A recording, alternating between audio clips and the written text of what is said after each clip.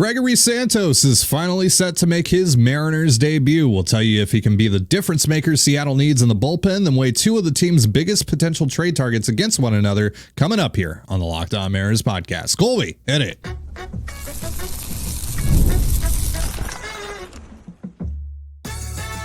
You are Locked On Mariners, your daily Seattle Mariners podcast. Part of the Locked On Podcast Network, your team every day.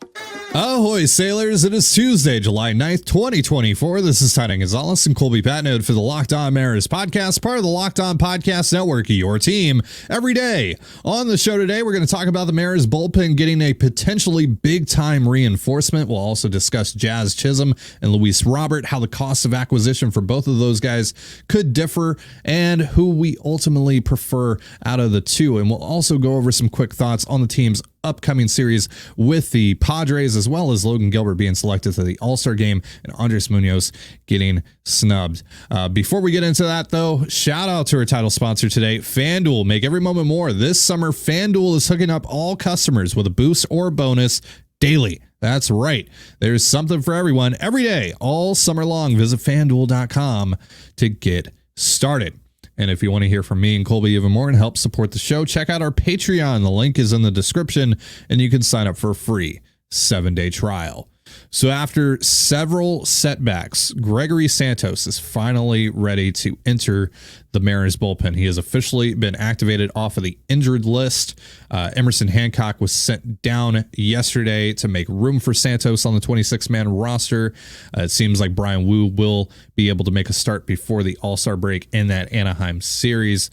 Santos, if you don't remember, all the way back in the early stages of this year, was acquired from the Chicago White Sox for Zach DeLoach, Prolander Baroa, and the 69th nice overall pick in this upcoming draft. Santos was supposed to be a part of a three-headed monster with Matt Brash and Andres Munoz. We obviously know what's happened with Brash, and of course Santos hasn't pitched at the big league level with the Mariners as of yet. But hopefully we'll at least get to see a little bit of what we were dreaming on this offseason when they acquired Santos, and the Mariners could certainly use it. This Mariners bullpen has been in desperate need of some high leverage help, and hopefully Santos, the idea was when they acquired him that he would be able to help with that. Hopefully he is able to help with that coming off of this injury. So Colby, do you think he will be able to do that? And in general, what do you think the Mariners are going to be getting in Gregory Santos? He certainly has the potential to do that. He did it for stretches last year for the White Sox. The one thing he doesn't do at a kind of a high leverage rate is he doesn't induce a lot of strikeouts. Last year it was about 1 per inning, which isn't bad, but again, typically high leverage guys, you're talking, 11, 12 K per nine, but not always necessarily. But, just in general, when you're in these high leverage spots, you kind of need a strikeout and then a ground out or something like that. Like the strikeout becomes important. So I do think Santos can get more strikeouts. He certainly has the stuff to do it. The other thing that's a little bit of something we need to see is that his walk rate last year was very, very good. And that's hasn't been typical. Now, last year was kind of his first full go in the big league, so it's a little tough to draw any conclusion other than what he did last year. But yeah, he only had 5 2/3 innings of work before last year. Right.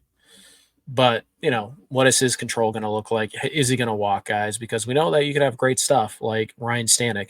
But if you don't have enough control and command and you're in the middle of the plate, you're going to get touched up, and you're going to have games where you surrender like a huge home run and all of a sudden you turn what was probably a win into a loss, and it sucks, right? So he has to have better control and command. Stuff wise, it's very good. It's 98 to 101 with a two-seamer that just gets insane run. It's a bowling ball type of sinker, which helps him get a ton of ground balls. He also has a pretty good slider. I would say most of the time it's the league average slider. When paired with the fastball, it's a very good pitch. But we have seen times where it is a legit, 60 grade plus pitch. And then he has a four-seamer that he'll throw on occasion too, typically up in the zone, and that one is 97 to 100 as well. So it is definitely high upside stuff. Command and control, we'll see. That's kind of the X factor here. But it is a sinker heavy package rather than a four seam heavy, which does kind of limit his strikeout upside a little bit. The sinker is just an easier pitch to put in play, although it's harder to square up. So Santos certainly can be that high upside arm. I still think that they need to go add another one out there at the deadline, but Santos should almost certainly help. And as long as he can keep the walks, down to what they were last year, he's going to be a sizable upgrade to the back end of this bullpen. So what can we expect in terms of usage, especially right away, coming off of this lat injury that he is, and only, a handful of rehab appearances? Yeah, probably no back-to-backs. Probably not going to be going more than 3 times a week would be my guess. Early on, they are going to bring him along slowly. I'd be pretty surprised if we saw back-to-back outings from him, or outings on back-to-back days from him for at least a month or so. You got to remember is that he didn't really have a spring training. He reported and he was behind, and every time they kind of ramped him up, they ramped him back down. So he didn't really have a full spring training. He's only appeared in, I think, 2 rehab assignment games, official rehab assignment games. And there was plenty of rest between those 2. So I think they're going to be very intentional with this. I don't think that this is a guy who they're just going to be like, well, we'll see if we need you in the 8th today. I think they're going to have like the days he's pitching mapped out, pretty firmly. Then so it'll be a couple weeks before they kind of be like, hey, we have this spot in the order coming up. Let's go to Santos here. They're going to be very careful. They're going to be very patient, and they will map out his workload here for at least a couple of weeks as they kind of try and build him up. So if he pitches today, he's not pitching tomorrow. Just, make that mental adjustment. There are going to be no back-to-backs for a while. They're probably not going to ask him to finish an inning and then start the next one. They're probably going to, once you leave the field, you're done for the day, and you're done for the next day too. So, they're also probably not going to ask him to throw more than 20 pitches in an outing. So if he's struggling or whatever, then they're going to get him out of there as soon as they can. So they're going to be very careful with him. They want him in August and September and October. Just don't anticipate that he's going to be available every single day. And if there seems like there's an obvious spot to use him and they're not going to him, it's probably because he's just not flat out. He's just not available. Right. So last year, 66 and a third innings pitched, 8.95 Ks per 9, 231 walks per 9. That's 66 strikeouts to 17 walks. 3.39 ERA, 2.65 FIP, 3.31 xFIP, 1.6 F4. Only 2 home runs given up over those 66 and a third innings pitched. 52.5% ground ball rate as well, with a 70.3% left on base rate. So let's real quick before we move on here, let's talk a little bit about Logan Evans, because we haven't talked about that since the news came out about him being converted back to a starter. We talked about it a little bit on the Patreon yesterday, but just want to get your thoughts on that, because he was also someone that we kind of expected would get called up around the same time that Santos would get activated as, even more help for this bullpen. But that has not worked out as intended. So tell us a little bit about what you think about how that all transpired. Yeah, I think ultimately the Mariners took a shot to see if they can get a guy with, pretty good stuff, to see if maybe they put him in a 1-inning role, if they could get, great stuff out of him, and he can kind of be a pseudo high leverage type of arm. But I think, they looked at it for a month. The stuff didn't really tick up enough, mainly the breaking ball. Didn't really tick up enough. They probably looked at it and said, this guy, could he help our major league bullpen right now? Probably, but in what role could he help them? Middle relief. And if you're the Mariners, you're looking at it and you're like, well, we have Austin Voth, who's pitching really well. We have Trent Thornton, who's pitching really well. We have Saucedo, who's pitching pretty well. We're going to push Stanek down a rung here pretty soon when Santos comes back. So we actually have the middle of the bullpen pretty well, figured out. And this guy, do we need another middle reliever? No, not really. So let's just put him back in the rotation. We also now have yet another issue with Brian Wu that we need to contend with as well. So Let's just have more options available to us just in case something else bad happens. And also, the hidden bonus of moving Evans to the bullpen. Even though it didn't work, you have now kind of effectively managed his workload Right. enough that he should be able to pitch through the end of the year, because they were going to have to shut him down, or they were going to have to skip starts. And now for the last month or so, he's thrown like 10 innings, 11 innings. That's going to be more than enough to kind of keep him going throughout the year. So if you do need him in September, if you do need him in October, he should be available to you, and he should be stretched out and all that stuff. So I think they looked at it and they said, is it worth, would we rather have a high leverage arm, or sorry, a mid leverage bullpen arm, or like a number 6 starter in case we need Hancock and somebody else at some point this year? And they probably chose the right option. It's just the mid leverage guy is something they can replace. And I mean, Colin Snyder's doing it right now. So I just think I don't think that this means that they're trying to trade Brian Wu or anything like that. I just think it means that looked at it, didn't quite tick up the way we want, didn't really lose anything. So let's just move him back into the rotation. Yeah.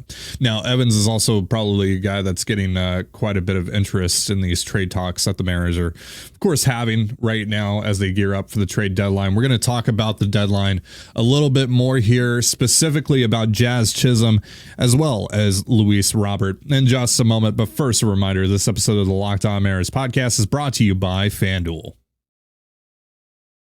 I know I'm saying the obvious here, but I love sports. I love them so much, I never want them to stop.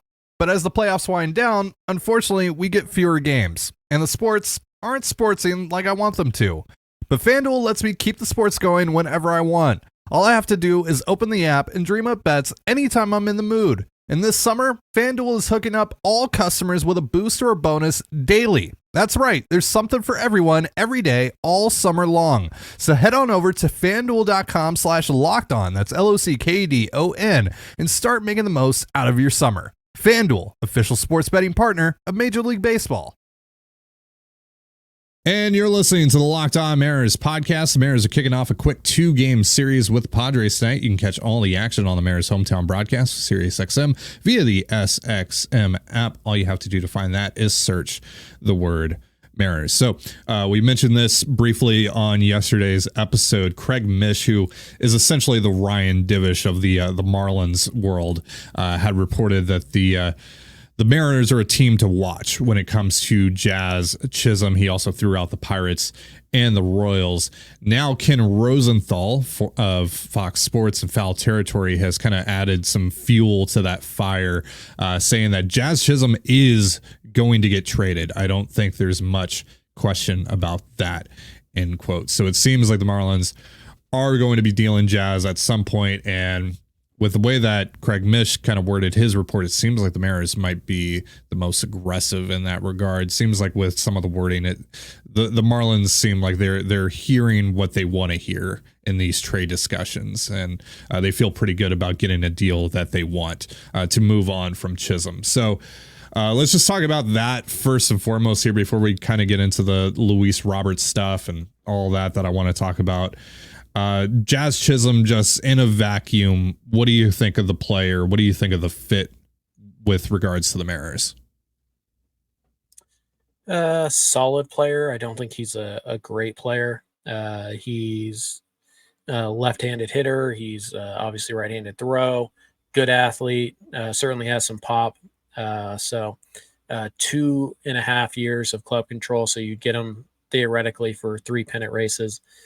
He's ARB eligible. He was ARB eligible last winter, so he'll be ARB 2 this year. So, probably going to make $5-6 million next year, and then probably, 10-ish the following year. So, for 3 pennant races, you get him for, $16 million, give or take. Not too shabby on the price tag there. He's playing exclusively center field the last 2 years, but he's also a natural shortstop who broke into the big leagues as a second baseman. He's a good athlete. He can handle both spots pretty well. So if you're a Mariners fan, and you're looking for second base help, Jazz Chisholm could be the guy, even though he hasn't played second base in a while. It is his position that he came up playing. So he has a lot of experience there, and he's pretty good. He's pretty good out there. He's pretty good in center field too. He's at least average in center. graded out as above average last year. He's been slightly below average this year, so you figure he's about average out there. He can also handle a corner, so get some versatility. You get a left-handed bat with some pop.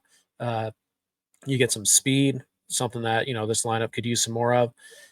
You get a guy who certainly brings like an aura to the club, and he certainly has a personality. So there could be some, juice and injected into the clubhouse there. So there's some positives here. Sure. The negatives is that he's only had over 500 plate appearances once in his entire career. He's never played more than 125 games, I think is his career high. Yeah, 124. Yeah. So, he's never been a 3-win player, although he was on pace to do that in one of his injury shortened season. He was on pace to be like a 4.5, 5-win player that year. So 2022, he was worth 2.6 F4 in just 60 games played that year. Right. So about a third of the season, he's on pace to be, 6-win player. So he certainly has that upside. One of the other downsides, though, again, obviously not a guarantee to stay healthy. His slugging is way down this year. So that's a little something to be concerned about. So is everyone's, to be fair, but right. Yeah. He has struck out. He has had strikeout issues in the past. This year, it's a little bit better. It's, from a Mariners perspective, it's great. From the rest of baseball perspective, it's below average still. And before this year, he was a pure platoon guy. He just couldn't hit lefties. This year, he's actually hitting lefties better than he is righties. So he's been above average against both handedness pitchers, though. So, you kind of look at it. Chisholm overall, pretty solid player. Is he like an all-star level caliber player? He might make an all-star team or two, but I don't think that's his ceiling. I think he's just an above average 3-win player who can help you on defense. He can help you on the bases. He can help you in the batter's box. He can hit a home run. He can steal a base. Like, there's just a lot of tools here. And again, another bonus is that he's 26 years old. Yeah. He doesn't turn 27 until February. So you're getting a guy who's in his athletic prime, who's starting to figure out how to hit lefties, who can play second base and the outfield for you, and is going to bring some speed and some energy and some power to your lineup. So, yeah, there's a lot to like here. It's a good player, but it's obviously not a great player. There are some pretty serious warts on Jazz Chisholm. So he's slashing 255, 326, 407 this year. That's a 105 WRC plus, 1.4 F4. He's lowered his K rate quite substantially. He's running his lowest K rate of his career right now. Also running his highest walk rate of his career just by 0.1%, though, over his previous career high in 2022. He's already played 87 games, 10 homers, 40 ribs, 17 steals. The Marlins are probably going to try and sell him as a star, because he's always kind of had that billing with him, but it's never really been earned by his play outside of 2022. And again, that was 60 games. So I hesitate in terms of what it could cost. So that kind of brings me to what I wanted to ultimately talk about here. Luis Robert, Jazz Chisholm, those are two guys that I think the Mariners are doing a lot of homework on right now.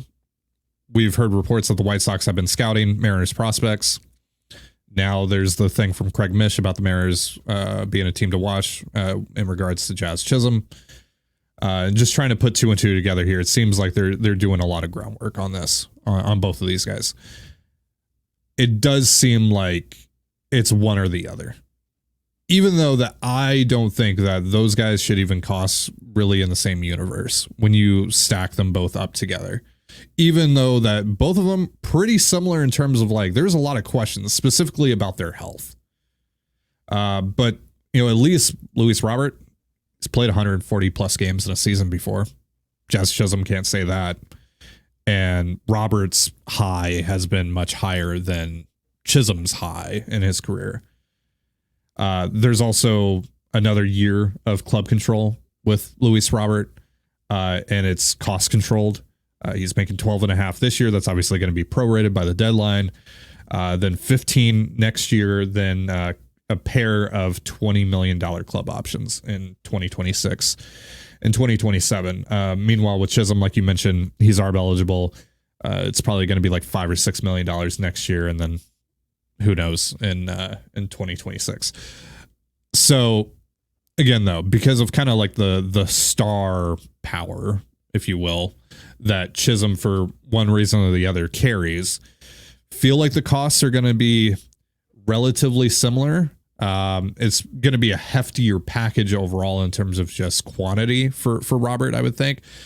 But Chisholm is probably going to still cost you like a Harry Ford or someone like that, which is also, you know, someone that could possibly be involved in the Robert trade as well. So if you had to go one or the other and try and just guess what the cost could be here, who would you like to see the Mariners go after? I'd rather they take a shot on Robert. Higher upside, more impact at the bat, better defender out in the outfield, the extra year of club control. I think all that really does add up. And like I said, it's a big risk, you know, and you ask me who's less of a risk. I'd probably say Jazz, just because, well, he's going to cost less. So he's probably less risky than Robert, but I think how much less though do we think?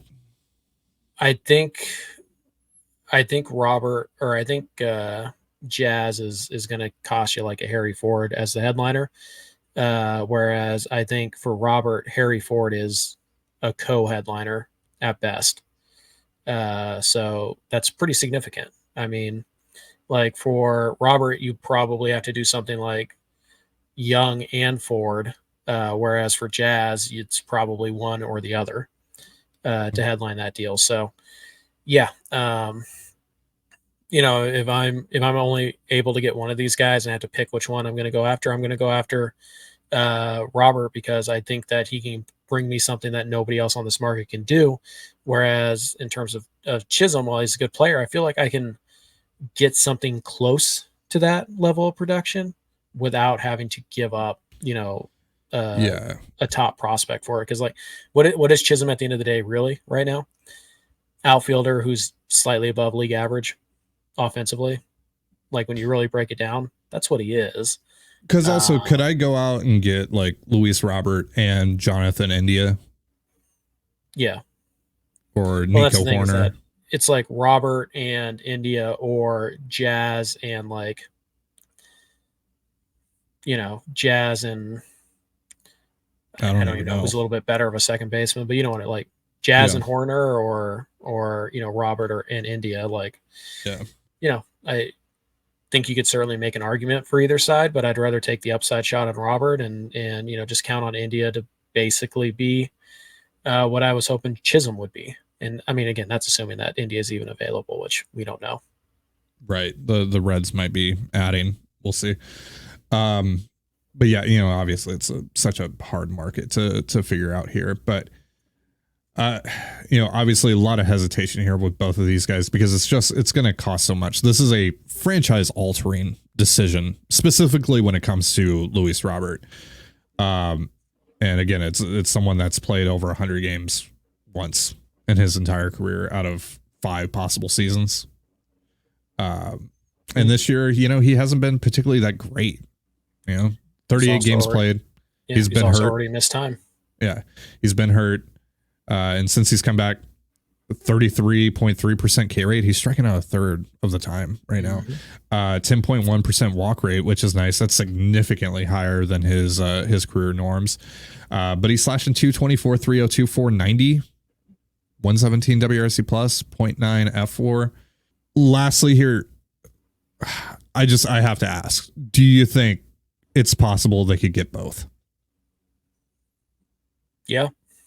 So that would be like Harry Ford. And what do you think the secondary piece for Jazz would be? For Jazz? Maybe like a Ty Pete. Okay. Maybe I mean, it kind of depends on what Miami wants, but it could be a Logan Evans. It could be a you know, how long do they want to wait type of situation here. So yeah, I think Ty Pete, or if they want somebody a little bit closer, Ben Williamson. Like I think you're probably looking at like Ford and like a top 10 to 15 guy as a second piece. Right. So it'd be Ford and let's say just on the high end Pete, and then Montes and Young. Montes, Locklear. Yeah. For Robert. Brandon Garcia, something like that. Yeah. It's a lot. That's a lot. But you would add 2 guys who are club controlled for multiple years. Right. You get 5 full years combined of those 2 guys. Who both have very high upsides. Robert more so than Jazz. They're but mid-20s. Yeah. So I mean, maybe. Might be worth it. Yeah. All right, so let's switch gears here. Let's talk a little bit about Logan Gilbert getting selected to the All-Star game, Andres Munoz getting snubbed, and then give you our quick thoughts on the Padres series coming up here in just a moment. But first, a reminder, this episode of the Locked On Mariners podcast is brought to you by Prize Picks and Tax Network USA. Here on Locked On Mariners, we pride ourselves on getting you the latest news for your team, whether it's the offseason, the draft, spring training, or the playoffs. It's year-round. You know what else is year-round? Collection season. Just because tax season is over doesn't mean the IRS will stop coming after you for unfiled taxes. The IRS can garnish your wages, levy your bank accounts, and even seize your property. Don't let the IRS target you. Let the licensed professionals and tax experts at Tax Network USA go to bat for you. With over 14 years of experience and an A+ rating by the Better Business Bureau, Tax Network USA has saved their clients over $1 billion in tax debt. Whether you owe taxes, have complicated matters that require tax planning, or finally hit that parlay this season and need help correctly filing, call 1-800-549-1000. That's 1-800-549-1000 or visit tnusa.com/lockedon. See the link in this episode description. Prize Picks is the easiest and most exciting way to play daily fantasy sports. Unlike other apps, on Prize Picks, it's just you against the numbers. All you do is pick more or less on 2 to 6 player stat projections and watch the winnings roll in. You can now win up to 100 times your money on Prize Picks with as little as 4 correct picks. You can turn $10 into $1,000. Prize Picks is available in more than 30 states across the country, including California, Texas, and Georgia. And a general rule of thumb here, if they breathe air and they're scheduled to pitch against the Mariners, it's probably a good idea to pick more on their strikeouts. Download the Prize Picks app today and use the promo code LOCKEDONMLB for a first deposit match up to $100. That's promo code LOCKEDONMLB on Prize Picks for a first deposit match up to $100. Pick more, pick less. It's that easy. And you're listening to the Locked On Mariners podcast. Once again, you can catch the M's and the Padres on the Mariners hometown broadcast with SiriusXM via the SXM app tonight. All you have to do to find that is search the word Mariners, and we'll catch you guys after the game tomorrow. That will be our next episode, little post-game show for you guys. Hopefully the Mariners will give us a win to talk about on that show. So let's talk about Logan Gilbert, who's starting tonight. Get into that a little later on. But first, he has been selected to the All-Star game, his first All-Star selection, and will be the Mariners' lone All-Star representative for now. We'll see. He is not going to pitch in that game, though, because he is currently slated to start the last game of essentially the first half of the season for the Mariners in Anaheim on Sunday before the All-Star break. So it's possible that his teammate, Andres Munoz, who for whatever reason was snubbed in the first place, could replace him on the roster, or someone else. We'll see, because there are certainly going to be more than just one opportunity for him to replace someone on the roster. So firstly, Logan Gilbert, the Mariners' lone All-Star representative, well-deserved, right?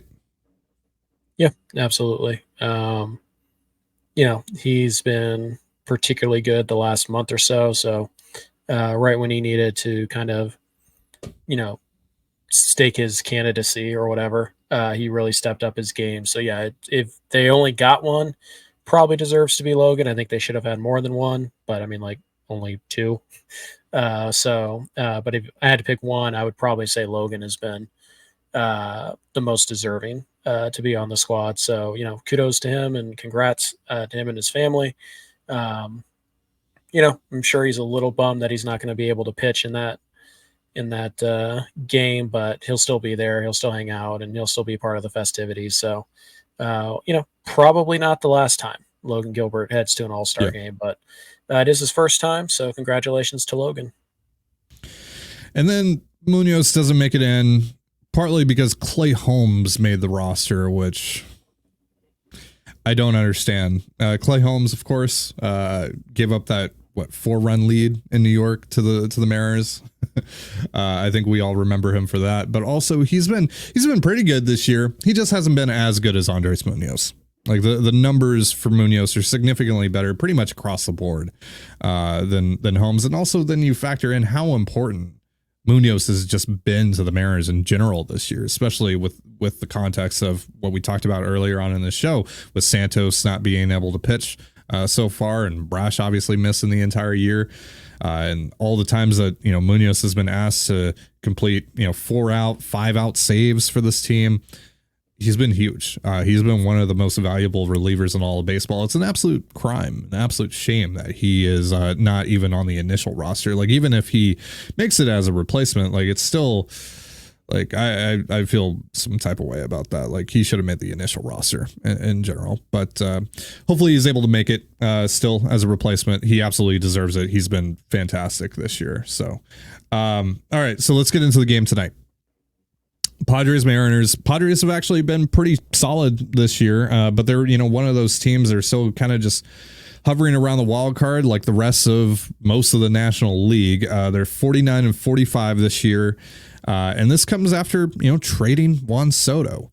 They acquired Dylan Cease, of course. We're not going to see him. We're going to see Adam Mazur tonight, who I know you believe the Mariners should jump all over, but as we know, with this offense, it doesn't matter who they face on the bump.